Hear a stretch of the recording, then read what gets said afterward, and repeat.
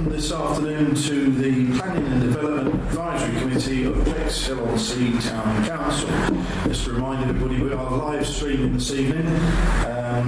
Notice there are no members of the public present at the moment, so they've only got another short period of time in which to arrive in order to participate in the public participation session.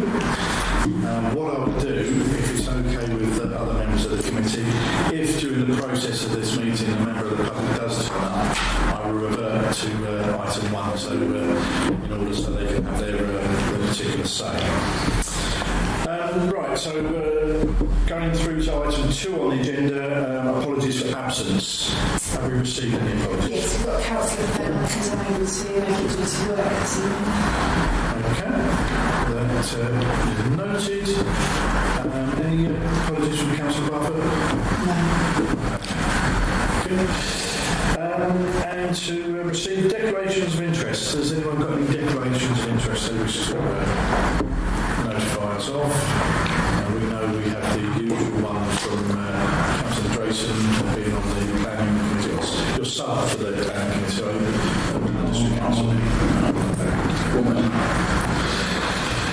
Item 4, Chair's announcements. I have no announcements to make. Swiftly moving on to item 5 then. Minutes of the meeting held on the 8th of March. Does everybody agree they are a correct account of that meeting, and am I authorised to sign them off? Yeah, okay, thank you. Leave me alone while I do that.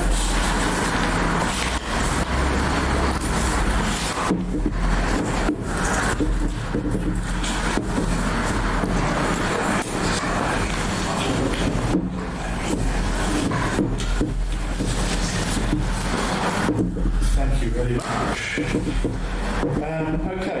We then go on to item 6, which is the actual planning applications, and I will read them off in alphabetical order as they appear on the agenda.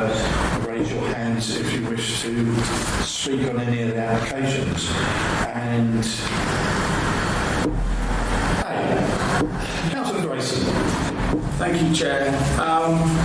This refers to our house conversion from a care home to a number of dwellings. I see from the report that East Sussex Highways are being their usual helpful selves. They calculate that 28 parking spaces are required, but they're happy to allow for 21 spaces for 21 dwellings and rely on the street parking density of 50 and 52% to let everyone else park on the street. With that sort of attitude of parking on the street, I'm not sure they need bother comment on such plans.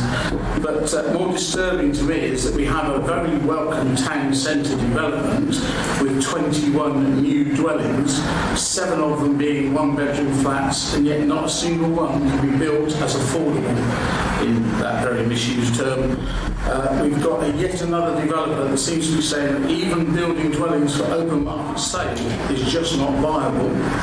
I do wonder how many stay in profit, stay in business even, and I think it's very sad that there cannot be an affordable allowance in there. But I also have a concern for the loss of privacy with the dormers that are proposed, that are shown on elevation J, and there probably needs to be a condition attached for obscure or opaque glass in those windows. But I was going to suggest that we should write to Rod, and I've done my wording, but it's by all means going to put it up, that this council is disappointed. I'll give it to the clerk. At this point, the council is disappointed that a development so close to Bexhill Town Centre does not include any provision for much needed affordable housing. While we cannot argue with the statutory consultees such as East Sussex Highways, we're also disappointed that they have ignored their own formula for on-site parking provision and are content to rely on the availability of on-street parking. A condition requiring opaque glass in the dormers overlooking neighbouring properties should be made if the application is granted. But we can equally take out any chunk of that or all of it, we might not agree with any of it. Any comments from anybody else? I'd just like to support that. I did notice on the online portal that the residents of Garden Court raised the subject of opaque glass because the windows that were overseeing their particular establishment they seemed to think was an invasion of their privacy. And so I think that's as well worth supporting. And again, another resident pointed out parking situation in that area. And there were two other comments that are on there. One about a sycamore tree, which I'm hoping that Rother will take into account, and the boundary wall as well, which seemed to be causing a problem for the next door neighbour there. So I wonder if alongside your wording you had there, I'm sure the clerk managed to get that down, you can ensure that the planning authority take account of the online comments as well being made by residents. They seem to be quite pertinent to the actual issue rather than floweries and comments that have been made. So is everybody all in favour of that? Yeah. Okay, thank you very much. It's carried. Are you okay with the wording? Okay, returning back, item B. Councillor Drayson. Yeah, sorry, on the application form, the schedule shows it as PVCU windows for PVCU windows, but when you look at it, it's actually talking about PVC replacing timber double glazed windows. This may be a problem because of the conservation area, but I know this is being reviewed at the moment by the District Council because of advances made in PVC windows. So they seem reasonable replacements to me for timber, but I don't think we should object, but we could discuss whether or not we should actually support it. But I'm not sure at what stage the District Council and whatever group it was that was looking at it got to, reviewing the conservation area.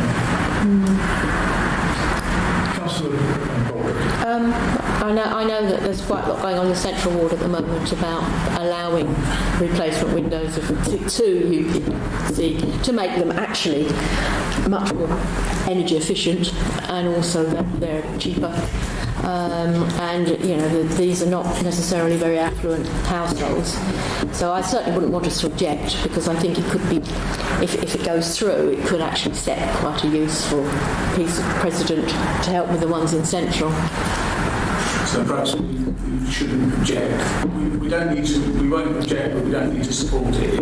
We can let it take its course. I think it might be worth making a comment that the planning authority ought to be mindful of the type of windows that are being used in this particular application.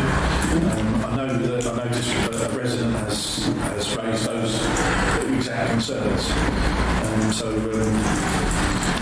I know that as you pointed out, the planning authority is looking into some sort of policy regarding the windows in that particular area. So maybe worth just raising their attention to it. Have you got? I mean to say that the planning authority should be mindful of materials used for replacement windows. Is everybody in agreement with that? Yeah. Thank you very much. C. D. Councillor Grace. Yeah, sorry. The dreaded 5G mast. There's 9 objections shown from the residents, but 3 of those are duplicate. But yet again, I'm frustrated by feeling that it doesn't matter what we or residents say. The march of 5G technology cannot be stopped. The local authority toolkit is within the correspondence. It's produced by the collective phone operators of UK defending their position. And any sort of concerns are swept aside, aided by a government and the apparent ever-present need to just carry on with faster and faster communications.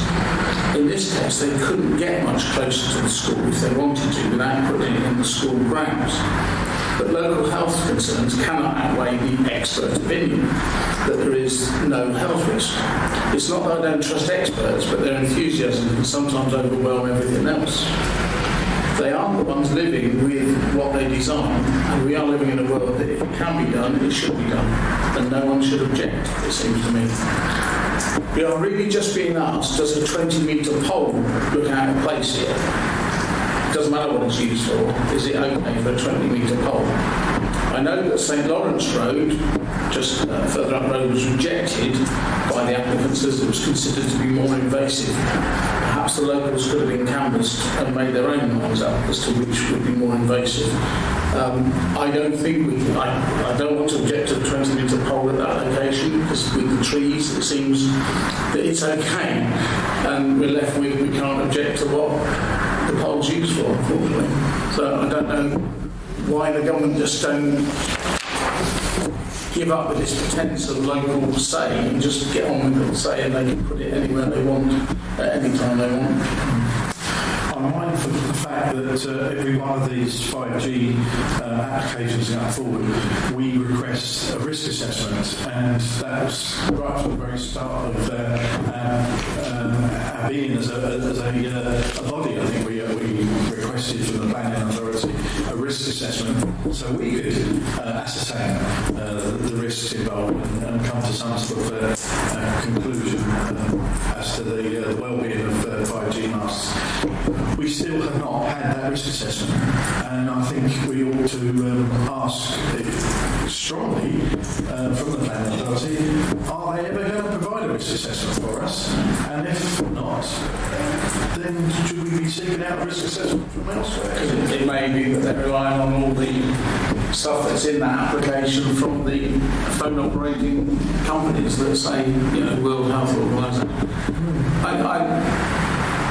I realise I don't know, we don't know more than the World Health Organisation, but it just seems to say they might as well just forget about locals and just say, this is it, you're going to have it whether you like it or not, or give us some more information where we can actually say, well, no, what about putting it over there? So, with that in mind, with the committee's indulgence, should we ask a little bit more forcefully for a risk assessment? Why not? Yeah. Thank you very much. Moving on then to E. Councillor Tracy. I really haven't got hundreds, but personally I think this proposal is too big and too overbearing to the front of this property. The increase in the size of dormer is to accommodate a larger landing inside, whereas the original front dormer matched the size of the rear door. But in the absence of any neighbour complaints who would be most affected on low touch and raise an objection, it just does seem a little bit too big, but if the neighbours can live with it. I believe there was one comment online regarding the front dormer as to whether it was really necessary to have one there.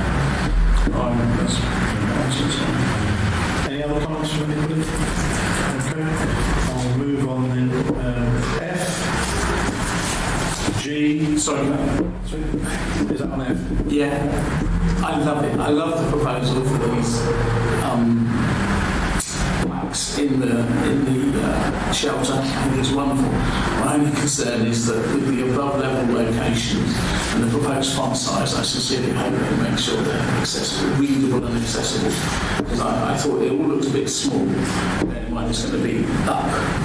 But I love the proposal. It's really good. Would you wish to propose that we support this application? Yeah, we've got a second of that proposal.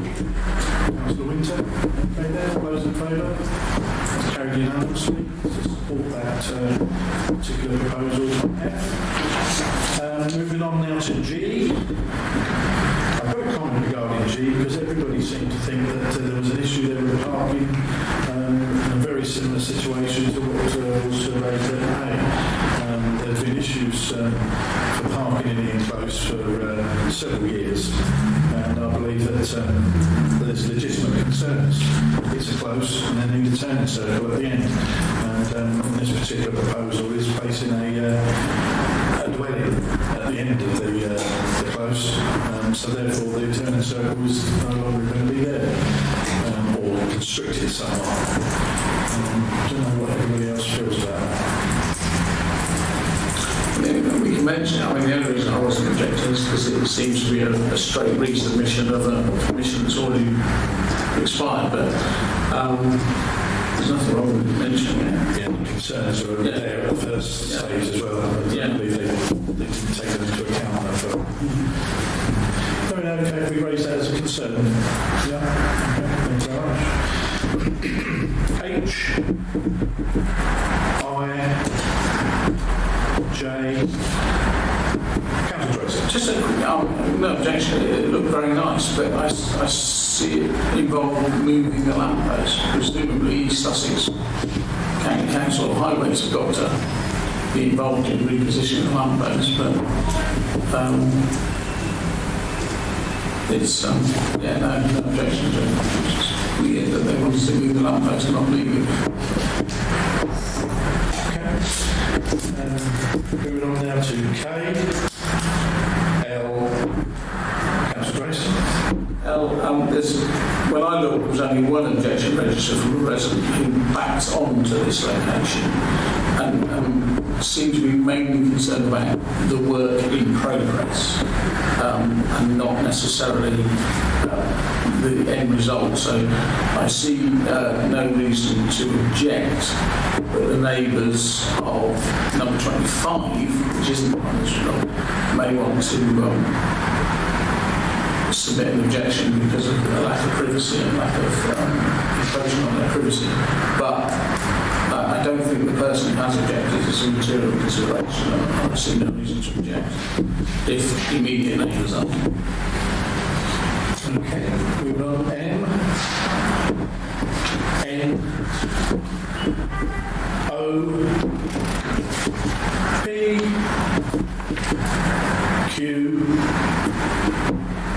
R, Councillor Grayson. Yeah, we've got a question that full council didn't we about do we look at tree? Can we have a question asking us if we The question wasn't does the planning authority look into it? I believe it's on the agenda. Minutes of the last meeting. I thought it was full council. They assured us. Yeah, it was a member of the public asking, does the committee consider tree protection order applications? Yes, tree protection order applications that are due for comment are sent directly to the Town Council by the Planning Authority in the same way as the planning application. Thank you. So on this one, which is Beacon Hill, I would support this. It seems to me a perfect example of a considerate owner and supportive neighbours working together, because there's some trees in 7, one in number 6 and one in number 8, and they're working together to maintain the balance of the tree and their lives. So I thought we should support it. Any further comments regarding that? Is everybody in favour of supporting this particular application? Yeah, everybody, thank you very much. S, Councillor Grayson. More a question for the other members, because I couldn't see a reason necessarily to object, but I could not envision, I could not picture the new proposed roof arrangement. I just didn't understand the plans. I don't know if anyone else struggled. But there is actually quite a mixture of styles of houses in that road and around the corner, so I don't think it's overbearing or anything. I just wondered if anyone else had problems. Was it just me? I couldn't see any issue with the actual application that we could make any comments on. Either way. Any further comments on that application? T, U, Councillor Grayson. I was going to say, given the planning history of this site, there seems to have been a caravan site since 1949, that we should support removal of condition 1, but we should make sure that condition 2, which restricts the number of days a year it can go, should definitely stay. But this is only application to get rid of condition 1, I would say we should support. I think I'm led to believe that condition 2 is part and parcel of this particular application, isn't it? I didn't take think in that case it's good. In that case, we should make that comment then that condition 1, which is about the permanence of the fact it's a caravan site and it's been there for 80 years as a caravan site. We're probably happy with it as a caravan site, but it only runs as a March. It's not a whole year. I think this is a particular number of weeks that they have to shut down. I think it's been, as years have gone by, it's reduced those number of weeks, and I think it's down to 6 weeks a year now, I believe. It might be less than that, actually. But yeah, so in that case, then from that, I would say we should support it with condition 1. Be concerned if any attempt was made to remove condition 2. Any further comments regarding that? All those in favour of the comments made by Councillor Grayson? Yeah, that's fine. Very much. Are you raising your hands further to this or for the next one? For the next one. Okay then. V? I'm supposed to get done by 25. This was the wooden shape. Now, generally, I was just going to say I support this, but even though it's the only tree on the property, but I would, even though it's that only tree, I would expect to see a detailed report on the condition of the tree and what was planned, especially as this tree is subject to a tree protection order. I made no comment about the firm tree surgery, but I would expect to see a report explaining exactly where they're going to cut. But from Google Maps, when I looked at it, it's like a big tree anywhere in the area. And the online comment objecting to the work on the grounds it would affect outlook is not a consideration. In fact, if anything, it will let more light into their property. But again, that was a neighbour that backed on to the tree.